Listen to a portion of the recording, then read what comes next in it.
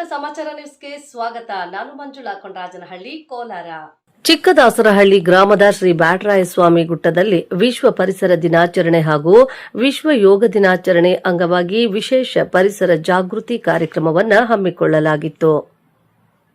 ಸಾವಯವ ಸಂತೆ ವಿಜಯಪುರ, ಮಾತೃ ಮಡಿಲು ಸೇವಾ ಸಂಸ್ಥೆ, ಆಸ್ವಾದಂ ಆತ್ಮಜ್ಯೋತಿ ಸ್ವಾಧ್ಯಾಯ ಮಿಷನ್ ಹಾಗೂ ವಿಶೇಷ ಚೇತನ ಮಕ್ಕಳ ಚಂದನವನ ಈಕೋ ಕ್ಲಬ್ಗಳ ಜಂಟಿ ಆಶ್ರಯದಲ್ಲಿ ಈ ಅರ್ಥಪೂರ್ಣ ಕಾರ್ಯಕ್ರಮ ಜರುಗಿತು.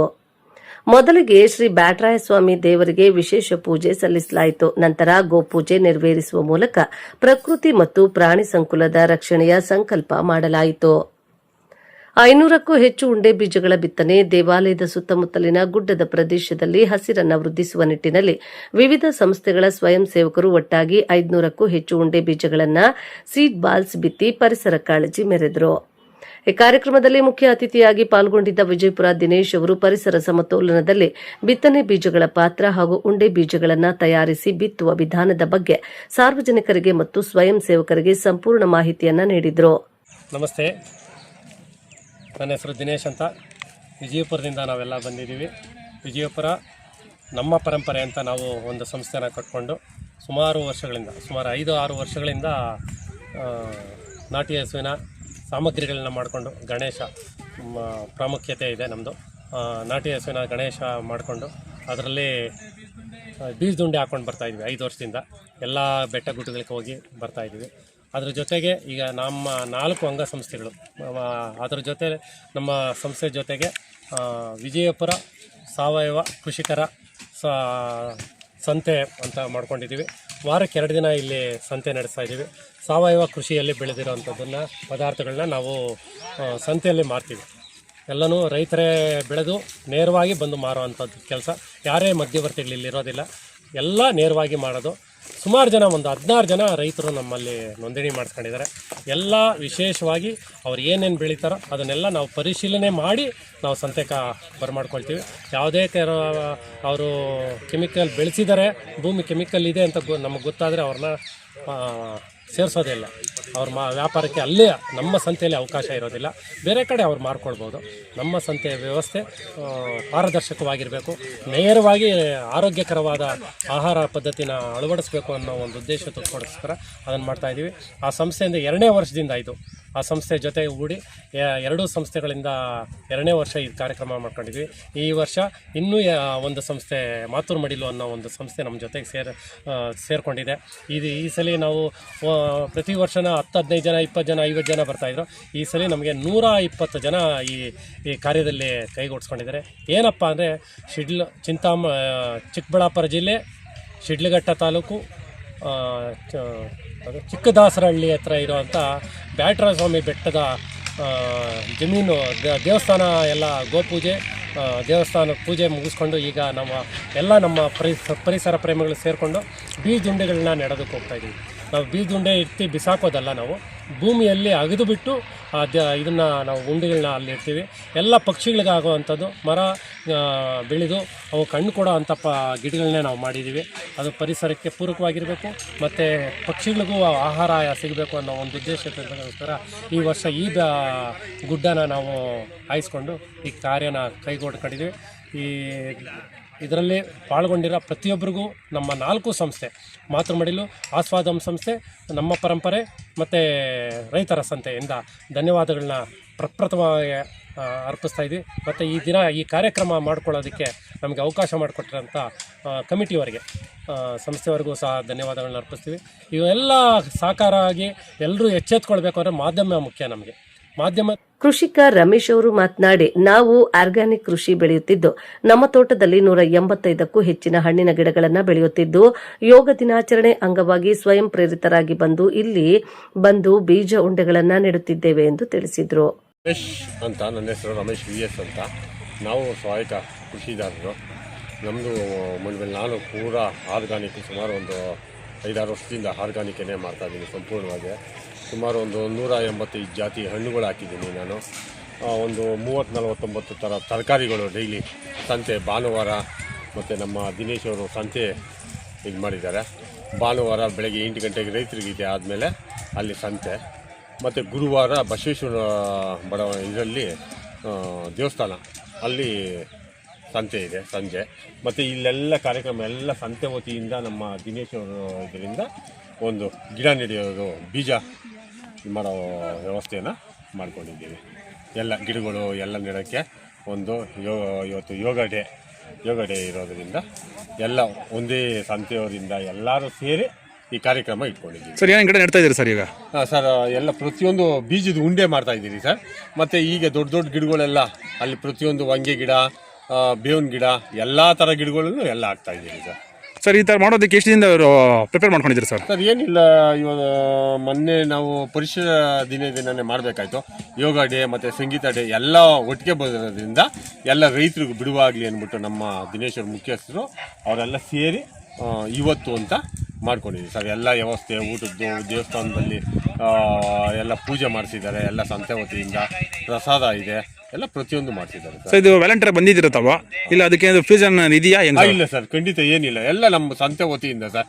ಎಲ್ಲರೂ ಅವ್ರವ್ರು ಬೆಳೆದಿದ್ದು ರೈತರು ಅವ್ರವ್ರು ಬೆಳೆದಿದ್ದು ತರಕಾರಿ, ಅವರು ಒಬ್ಬರು ತೊಗರಿಕಾಳು, ತೊಗರಿಬೇಳೆ, ಒಬ್ಬೊಬ್ಬರು ಒಂದೊಂದು ಇದು ಸರ್. ಎಲ್ಲ ಅವರೇ ಸೇರಿ ಸೌದೆಯಲ್ಲಿ ಒಲೆ, ಅಕ್ಕಿನೂ ಸಮೇತ ಎಲ್ಲ ಸಂಪೂರ್ಣವಾಗಿ ಸ್ವಾಯತ್ತ ಕೃಷಿ ಸರ್. ಅಕ್ಕಿ ಸಮೇತ ಏನಿದೆಯೋ ನಮ್ಮಲ್ಲಿ ಏನಿದೆಯೋ ಅದೇ ಎಲ್ಲ ಸ್ವತಃ ರೈತರೇನೆ. ಒಬ್ಬರು ಉಪ್ಪಿಂದ ಹಿಡ್ದು, ಒಬ್ಬರು ಹುಣಸೆಹಣ್ಣಿಂದ ಹಿಡ್ದು ಎಲ್ಲ ಅವ್ರವರೇ ತಂದು ಮಾಡೋದು ಸರ್. ಇದು ಯಾವುದೇ ಫೀಸ್ ಯಾವುದೇ ಇಲ್ಲ ಸರ್, ಯಾವುದೇ ತಂದು. ಸಾವಯವ ಕೃಷಿಕ ಬೋಧಗೂರು ವೆಂಕಟಸ್ವಾಮಿ ರೆಡ್ಡಿರವರು ಮಾತನಾಡಿ, ನಮ್ಮ ಸಮಾಜಕ್ಕೆ ಒಳ್ಳೆಯ ಆಹಾರ ನೀಡುವ ಉದ್ದೇಶದಿಂದ ನಾವು ಸಾವಯವ ಕೃಷಿ ಸಂತೆಯನ್ನ ನಡೆಸಿಕೊಂಡು ಬರುತ್ತಿದ್ದು, ಇದರಲ್ಲಿ ಸಾವಯವ ಗೊಬ್ಬರ ಬಳಸಿ ಬೆಳೆದಂತಹ ಹಣ್ಣು ತರಕಾರಿಗಳನ್ನು ಮಾತ್ರ ಮಾರಾಟ ಮಾಡುತ್ತಿದ್ದು, ಗ್ರಾಹಕರಿಗೆ ಕೈಗೆಟುಕುವ ಬೆಲೆಯಲ್ಲಿ ಉತ್ತಮ ಗುಣಮಟ್ಟದ ಸಾವಯವ ಹಣ್ಣು ತರಕಾರಿಗಳನ್ನು ನೀಡುತ್ತಿದ್ದೇವೆ ಎಂದು ತಿಳಿಸಿದರು. ನಮಸ್ಕಾರ, ನನ್ನ ಹೆಸರು ವೆಂಕಟಸ್ವಾಮಿ ರೆಡ್ಡಿ ಅಂತ. ನಾನು ಸಾವಯವ ಕೃಷಿಗಳು ಬೋಧಗೂರು, ನಮ್ಮದು ಬೋಧಗೂರು ಗ್ರಾಮ. ನಾವು ಒಂದು 10 ವರ್ಷ ಆಯಿತು ಸಾವಯವ ಸಂತೆ ವಿಜಯಪುರ ಸಂತೆ ಮಾಡಿದ್ದೀವಿ. ನಮ್ಮದು ದಿನ ಭಾನುವಾರ, ಪ್ರತಿ ಭಾನುವಾರ 8ರಿಂದ 10ವರೆಗೂ ಇರ್ತದೆ ಸಂತೆ. ಅದು ಅಶ್ವತ್ಥಕಟ್ಟೆ ಇದೆ, ಬಸವೇಶ್ವರ ನಗರ, ಅಲ್ಲಿ ಮಾಡ್ತಾಯಿರೋದು.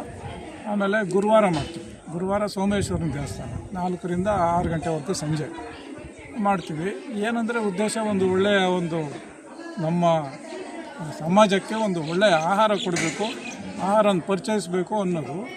ಈ ಒಂದು 16 ಜನ ಇದ್ದೀವಿ ನಾವು ಇಲ್ಲಿ. ನಾವು ಏನು ರೈತರು, ಸಾವಯವದವರು ಅಂದರೆ ಈ ಒಂದು ಏನೋ ಒಂಥರ ಭಾವನೆ ಇದೆ, ಏನೋ ಒಂದು ಇದಾಗ್ತಾರೆ ಅವರು, ಸುಮ್ಮನೆ ಸಾವಯವ ಅಂತ ಹೇಳ್ಕೊತಾರೆ. ಆ ಥರದವರಲ್ಲ ಇವರು. ನಮಗೆ ಅದೇ ಒಂದು ಇದಕ್ಕೆ ಬಿದ್ದುಬಿಟ್ಟಾರೆ, ಆಟಕ್ಕೆ ಬಿದ್ದು ಸಾವಯವ ಮಾಡ್ತಾ ಇರೋರು ಇವರೆಲ್ಲನೂ. ಏನು ಎಲ್ಲೆಲ್ಲೋ ಅವರೇ, ಅವ್ರು ಮಿಲ್ಟ್ರಿ ಅವರವರು, ಇವರವರೇ, ಏನು ಇಂಜಿನಿಯರ್ಗಳವರೇ, ಎಲ್ಲ ಅವರೇನು ಅಂದರೆ ನಾವು ಸಮಾಜಕ್ಕೆ ಒಳ್ಳೇದು ಕೊಡಬೇಕು ಅನ್ನೋದನ್ನು ಮಾಡ್ತಾ ಇರೋದು ಅವರು. ನಾವು ಸಾವಯವ ಸಂತೆಯಿಂದ ಸಮಾಜಮುಖಿ ಕಾರ್ಯಕ್ರಮಗಳನ್ನ ಮಾಡ್ತೀವಿ. ಆವಾಗ ಸಮಾಜಮುಖಿ ಕಾರ್ಯಕ್ರಮಗಳು, ಸಂಕ್ರಾಂತಿ ಸಂಭ್ರಮ ಅಂತ ಜನವರಿ 26ರಲ್ಲಿ ಮಾಡಿದ್ವಿ. ಈಗ ಬೀಜದುಂಡೆದು ಮಾಡಿದ್ವಿ. ಹಿಂದಿನ ವರ್ಷ ಬೀಜದುಂಡೆ ಗೋಪಿನಾಥ್ ಬೆಟ್ಟದಲ್ಲಿ ಮಾಡಿದ್ವಿ. ಅಲ್ಲಿ ಸುಮಾರು ಒಂದು 2,500 ಬೀಜದ ಉಂಡೆಗಳು ಹಾಕಿದ್ವಿ ಅವತ್ತು. ಎಲ್ಲ ಮೊಳಕೆ ಬಂದವು. ಅದು ಏನಾಯಿತು ಅಂದರೆ, ಈ ಮಳೆ ನಾವು ಹಾಕಿದ ಮೇಲೆ ಒಂದು ವಾರಕ್ಕೆ ಮಳೆ ಬಂತು, ಚೆನ್ನಾಗಿ ಬಂದುಬಿಟ್ವು. ನಾವು ಬೀಜದುಂಡೆ ನಾವು ಎಸೆಯೋದಾಗಲ್ಲ, ನಾವು ಭೂಮಿಗೆ ಸೇರಿಸೋದು. ಭೂಮಿನ ಅಗ್ದು ಮಾಡಿ ಬೀಜದುಂಡೆ ಹಾಕ್ತೀವಿ. ಅದರಿಂದ ಅದು ಹೋಗೋದಿಲ್ಲ, ಅದು ಬಂದೇ ಬರ್ತದೆ. ಆದ್ದರಿಂದ ಅದು ಪರಿಸರದ ಸಂರಕ್ಷಣೆ ಆಗ್ತದೆ ಅನ್ನೋದು ನಮ್ಮದು ಇದು. ನಮ್ಮ ಸಾವಯವ ಕೃಷಿಕರು ಯಾವಾಗಲೂ ಅಷ್ಟೇ ಪರಿಸರ ಮಧ್ಯೆ ಬದುಕಂಥವ್ರು. ಅವ್ರದ್ದು ದಿನ ಇರ್ತದೆ, ಬೀಜ ಹಾಕ್ತಾರೆ, ಬೆಳೆ ಇರ್ತದೆ, ಕಟಾವು ಇರ್ತದೆ, ಏನೋ ಒಂದು ಒಟ್ಟಿನಲ್ಲಿ ಪರಿಸರ, ಮರ ಗಿಡ ಬಳ್ಳಿ ಅದ್ರ ಜೊತೆಯಲ್ಲಿ ಬೆಳೆಯೋಂಥವರು. ಅವರ ಒಂದು ಮನಸ್ಥಿತಿನೇ ಆ ಥರ. ಅವರು ಸಮಾಜಮುಖಿಯಾಗಿ ಯೋಚನೆ ಮಾಡ್ತಾರೆ.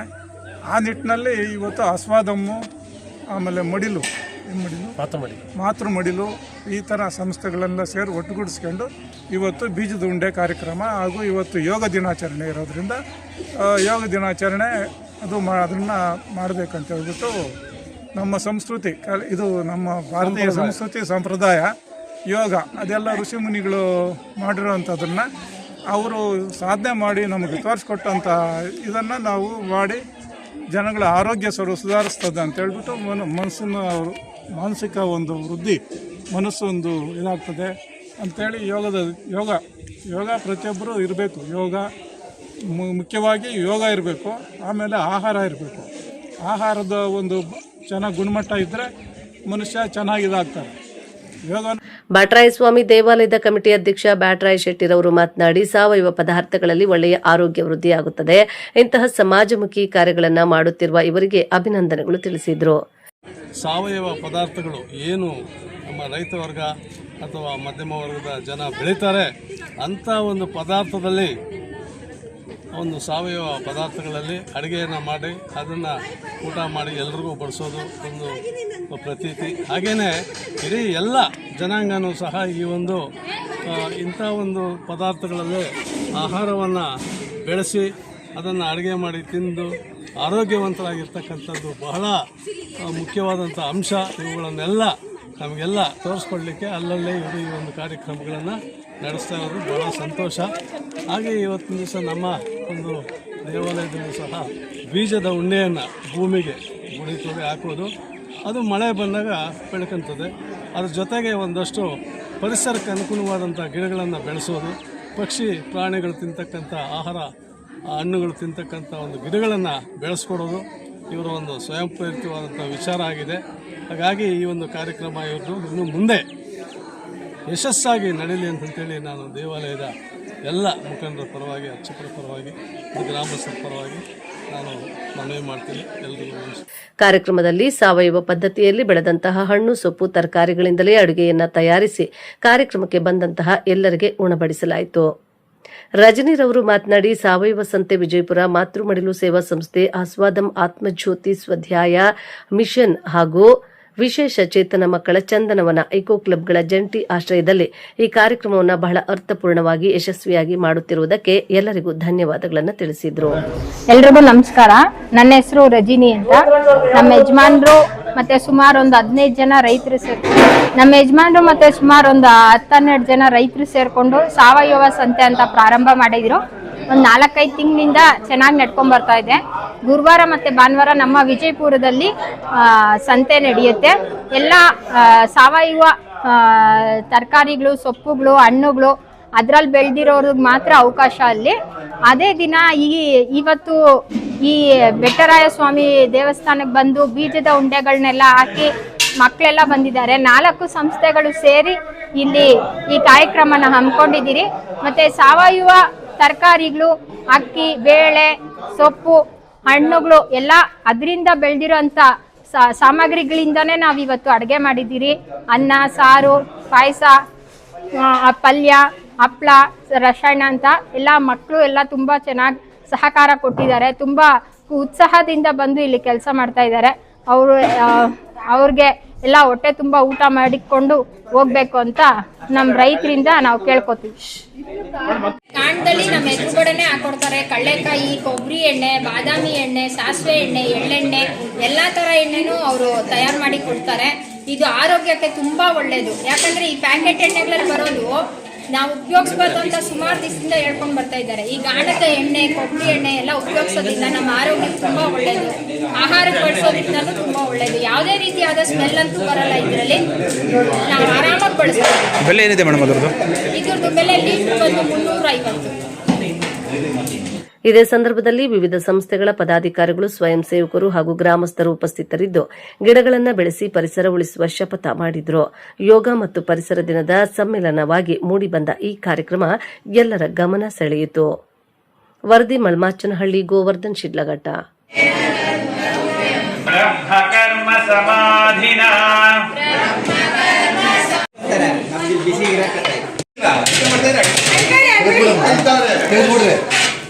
ಮೇಡಮ್ ಇನ್ನೂ ಸ್ವಲ್ಪ ಬಗ್ಬೇಕು ಮೇಡಮ್, ಇನ್ನೂ ಸ್ವಲ್ಪ ಬಗ್ಬೇಕು. ಕೇಳು,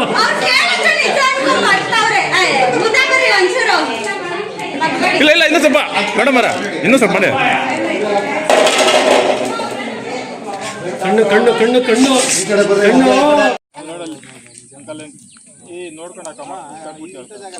ಯಾಕಮ್ಮ ಸೂಪರ್ ಆಗಿದೆ ನೋಡಿ. ಹಂಗೆ ಒಂದು ಗುಂಡೆ